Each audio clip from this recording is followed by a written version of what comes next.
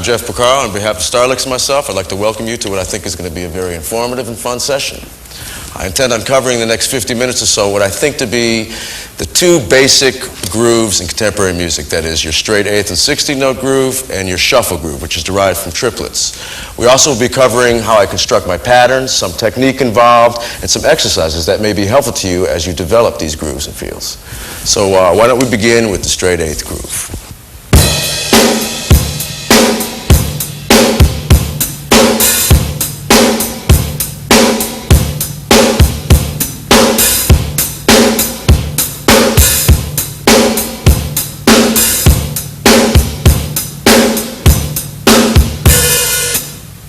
Now, when I come up with a pattern for a new song that I've heard for the first time, I pay close attention to the bass part, any vocal that's there, meaning really paying attention to the phrasing of the vocalist, and that pretty much will dictate the time and the groove. Not only the bass part, but maybe rhythmically what the keyboards or guitar are playing. To give you an example of this, when I did the Steely Dan tune FM, it was kind of a groove basically that went like this. Boom, boom, boom, boom. Boom, boom, boom, boom, boom, boom, boom. So when I first heard that, the first thing I did was to play 16ths on the hi-hat, and it was something like this.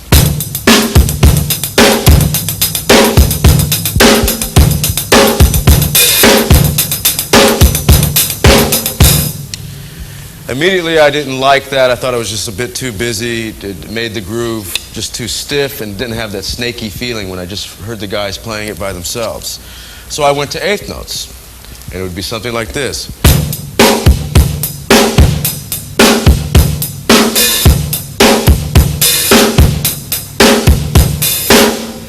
Now, coming up with that pattern, I want to point out that it's important.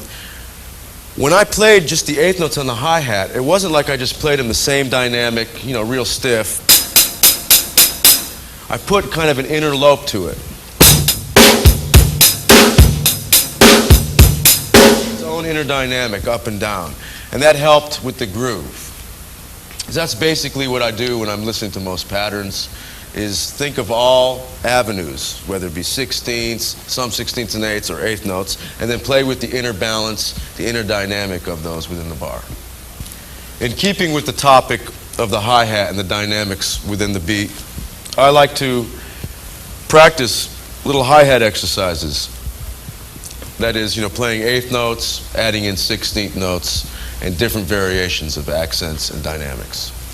For instance, 1 and 2 and 3 and 4 and 1 and 2 and 3 and 4 and now accent quarter notes, half notes,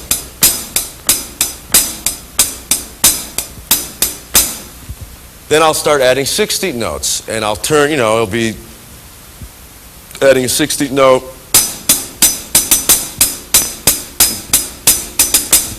or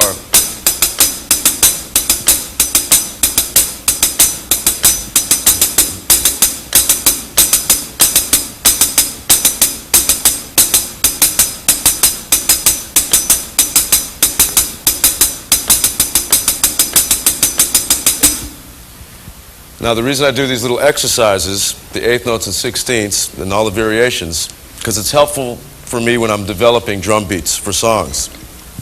And I like to practice, for instance, playing 1 and 3 on the bass drum, 2 and 4 on the snare drum, and finding out what these different figures, the different places I put 16th notes or 8th notes, does to the lope or the feel. For instance,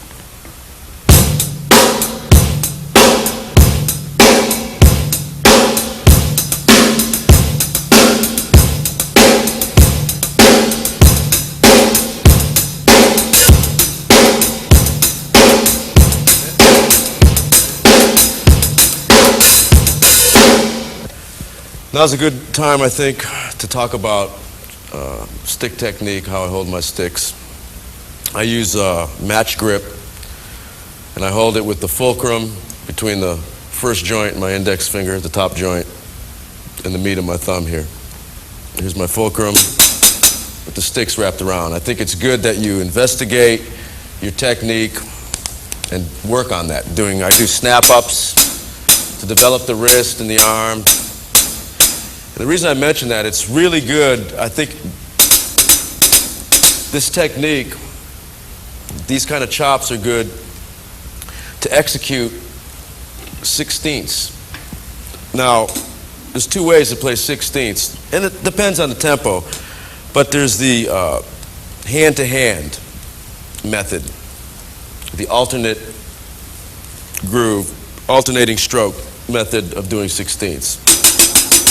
1-E-enda, 2-E-enda, 3-E-enda, 4-E-enda. I like the single-handed method because it's a lot smoother feel it coming from one wrist and hand here.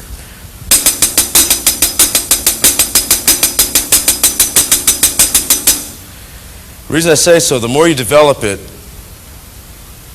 it helps with the execution of sixteenths and up-tempo things. For instance, a Mike McDonald record I keep forgetting. I tried doing the alternating stroke method of doing sixteenths, and it sounded just too stiff and staccato for me. To give you an example.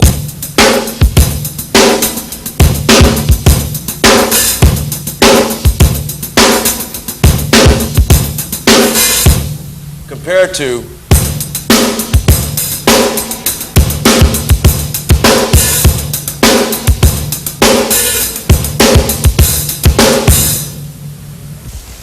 let's continue with these 16th note patterns.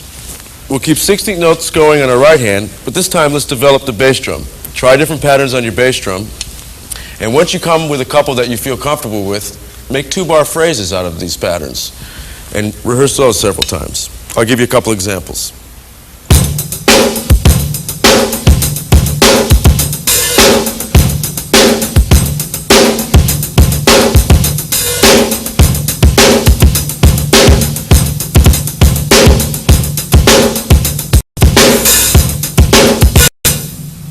Now's a good time to get into bass drum technique. At least how I developed mine goes back to when I was a young kid, first learning to play drums. I couldn't reach my dad's pedal, so I play with my toes, basically, and the ball of my foot. And I guess you could say I dance on the pedals. And I like to slide up into my pedal when I'm doing some fast stuff. To give you an example.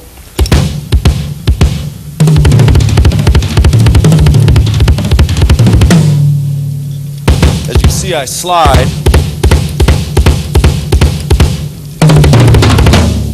So that's how I go about playing my bass drum. It's the toe and ball method. Now, if we can continue with the 16th notes, I want to get into one of my favorite grooves, and that's a samba type feeling, or variations of a samba feeling. Samba feeling being this.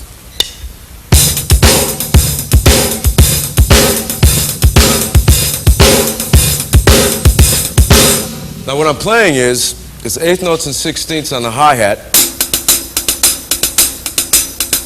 and I'm opening the hi-hat on quarter notes,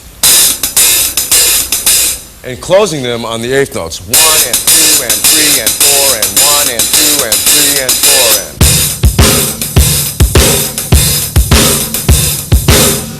Now the bass drum pattern I'm going to play with the hi-hat pattern is a dotted 8th note and the 16th.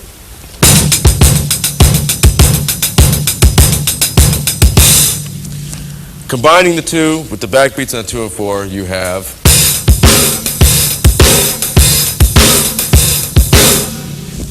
the reason I like this beat is because it's a very versatile beat, at least for me, to be used in the traditional 2 and 4 like I just demonstrated, and also in a halftime like this.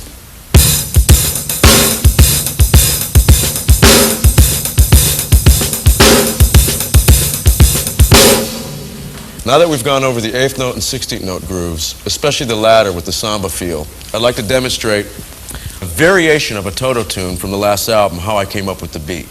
So what I'll ask Mike and David to do is play a variation of that tune, and I will explain what I heard and how I came up with the pattern I did. Gentlemen?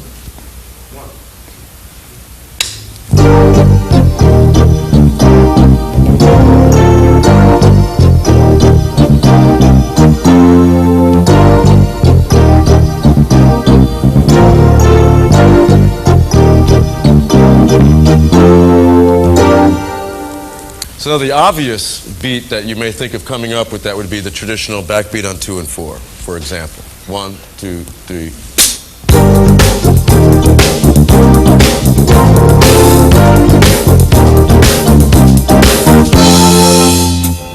Now, just for fun's sake, when I always hear a tune, like I said earlier in the tape, I like to think of all the variations of that groove that would fit in to leave space and for something unique. So when I first heard the groove, I was thinking of that King Solomon's Mine type thing, where I wanted the backbeat, the beats to be much more spread out, so the grooves to be much more halftime feeling. And it was more something like this. 1, 2, 1, 2. Guys, can we play a taste of that with me demonstrating just this simple thing? 1, 2, 3, 4.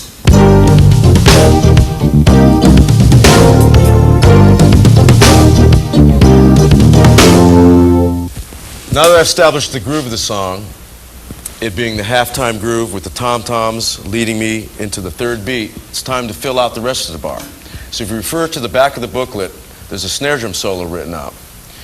And within that snare drum solo, you'll notice there's a paradiddle starting on the second beat and a paradiddle-diddle starting on the and of 3. And it should sound something like this. I'll play it on the hi-hat.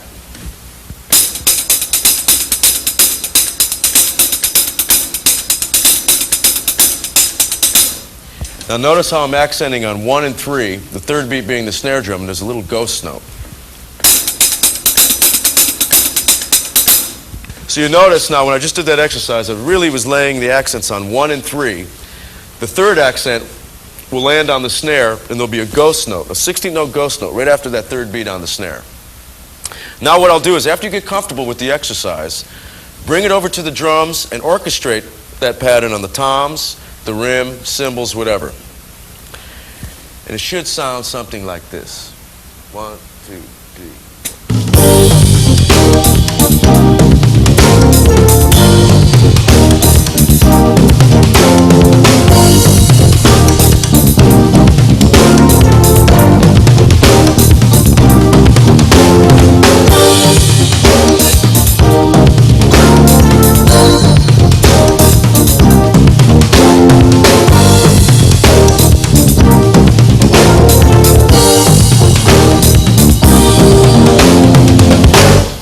All right, next I'd like to get into the shuffle groove. That is the groove derived from triplets. And what I'd like to start off with, we'll start with our 8th note triplet groove. This is the kind of groove you can hear in Sly and the Family Stone's Hot Fun in the Summertime, which I stole from to get my beat for Hold the Line. And that is triplets being, I'll demonstrate on the hi-hat, 1 ta-ta, 2 ta-ta, 3 ta-ta, 4 ta-ta. Now just keeping triplets, what I'm going to do is on the bass drum I'm going to play a pattern hitting the bass drum on the downbeat of 1 and on the last triplet of the second beat. And I'm going to hit the snare drum on 2 and 4. So with the guys, what I'm going to do is we're going to play, it's actually like a shuffle Charleston figure. And I'm going to play different variations, accenting the hi-hat differently, maybe opening the hi-hat on the last triplet of the 4th beat and closing it on 1, and just messing around with different accents, variations of this groove. An example. 1, 2, 3.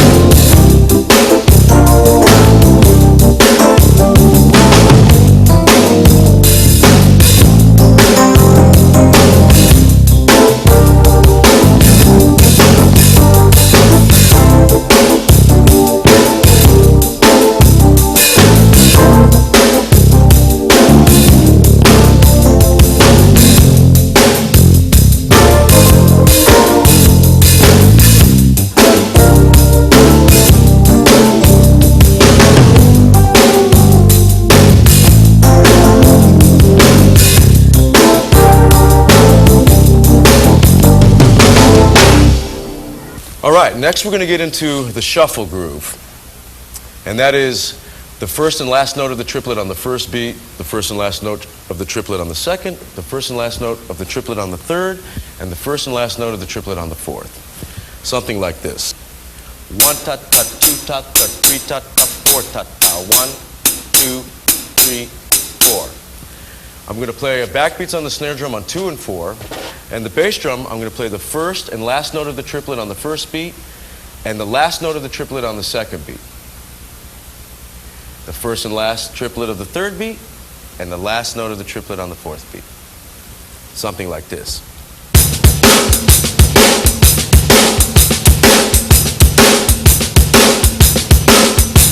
Now you'll notice what I like to do is on the backbeats, you hear a ghost note after each backbeat, a ghost eighth note triplet beat there, like this.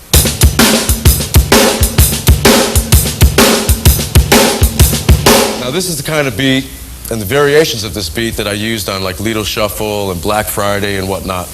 So maybe we can play a taste of a little up-tempo shuffle groove for you here. 1, 2, 1, 2, 3.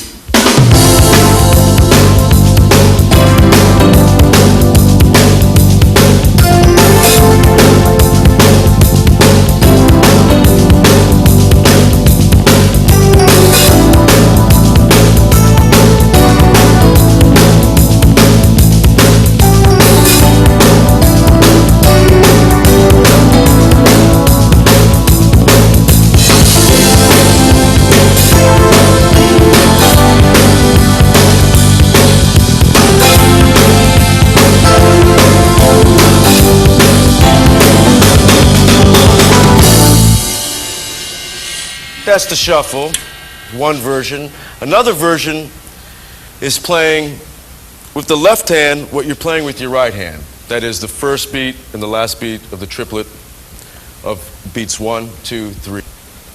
And that would sound something like this.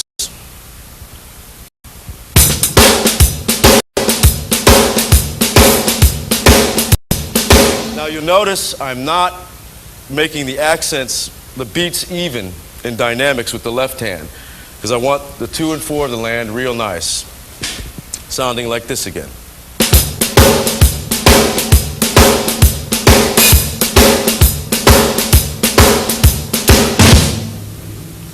So that's the kind of groove you hear sometimes. What's the Marvin Gaye tune, Trouble Man? Real nice, bluesy, sexy type things. Something like this. Let's play a little bit.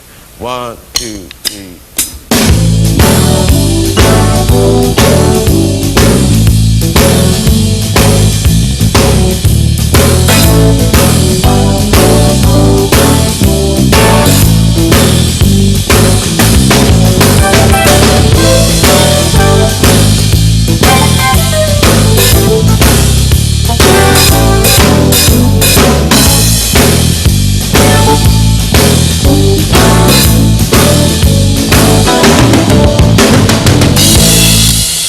All right, next I'd like to get into the halftime shuffle groove.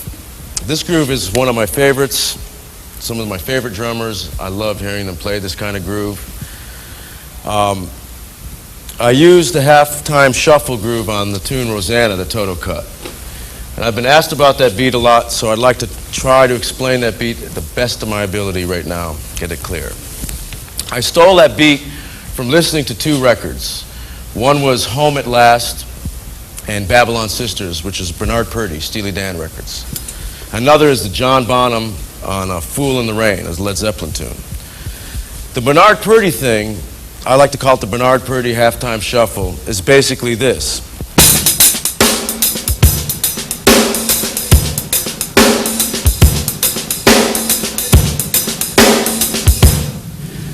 The John Bonham beat that I copied from Fool in the Rain was something like this.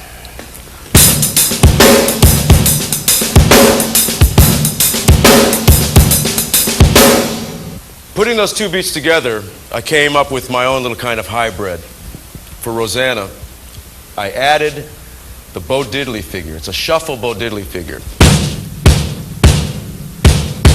basically. And putting them together, this is what it came up with.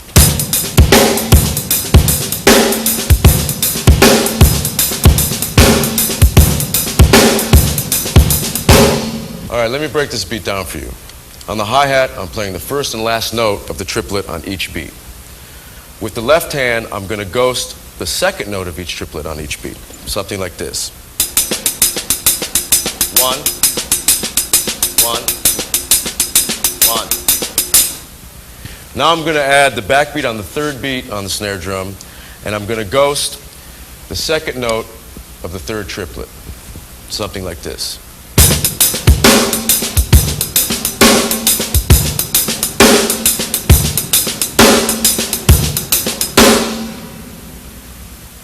Now I'm going to add the Bo Diddley shuffle bass drum figure. 1.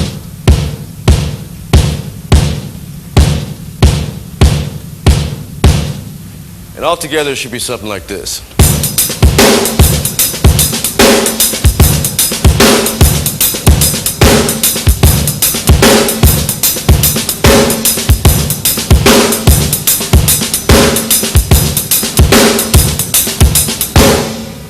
That's the basic groove. Now you can do things like play quarter notes on the hi-hat like Bernard do to get a different kind of lope out of it. And that would sound like this.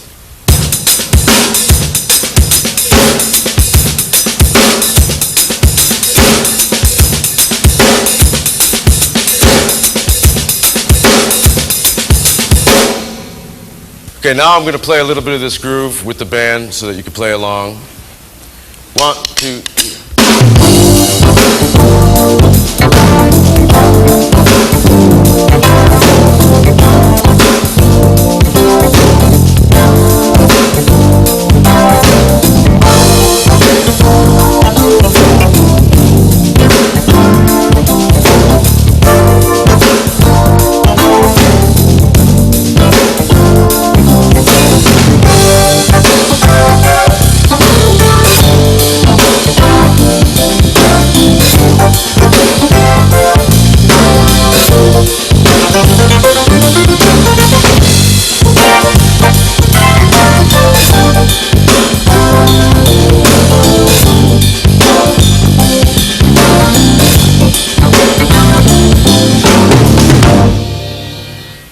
Okay, and another shuffle groove that I like to play is one that for me comes from the jazz cymbal beat, which is the 1 ta ta 2 ta ta 3 ta ta 4 ta ta 1 ta ta 2 ta ta 3 ta ta 4 ta ta 1 ta ta 2 ta ta 3 ta ta 4. Now, I would recommend listening to some jazz albums and playing along just with your right hand.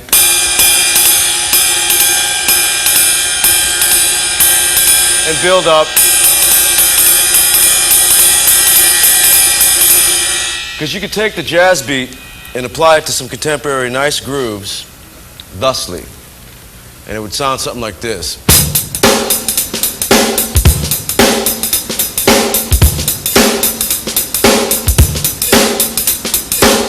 And you can mess with the hi-hat.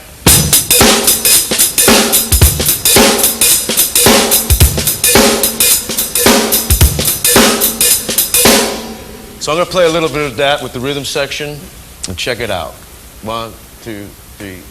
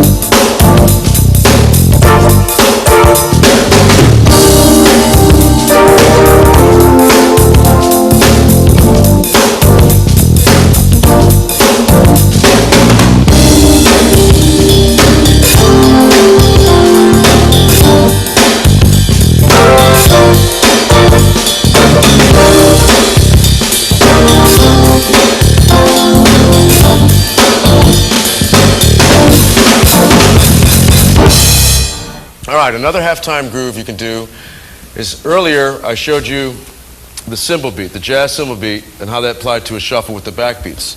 We'll do the same beat with the hi-hat, except now put the snare drum on the third beat. something like this.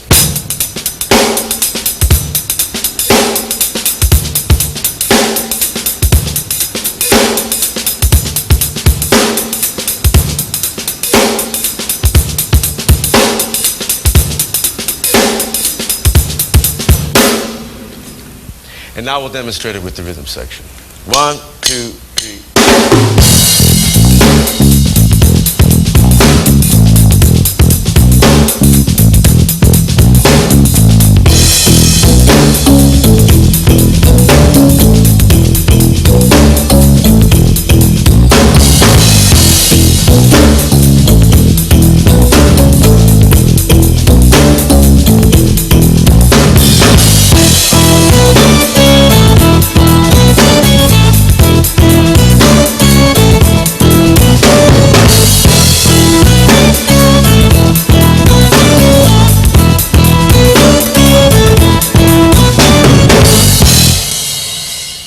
All right, in closing, I'd like to re-emphasize what I said earlier, and that is you should work on your technique, your fundamental rudiments, and really listen to as many records as possible so you can hear all sorts of grooves, all sorts of different drummers and their interpretations of those grooves, and play as much as possible. I would also like to thank Richie Honori and Joe Porcaro for their technical assistance, Bill Schnee for engineering, and Mike Porcaro and David Garfield for being in the rhythm section. And we'd like to close with a Garfield composition called Creatures Stomp.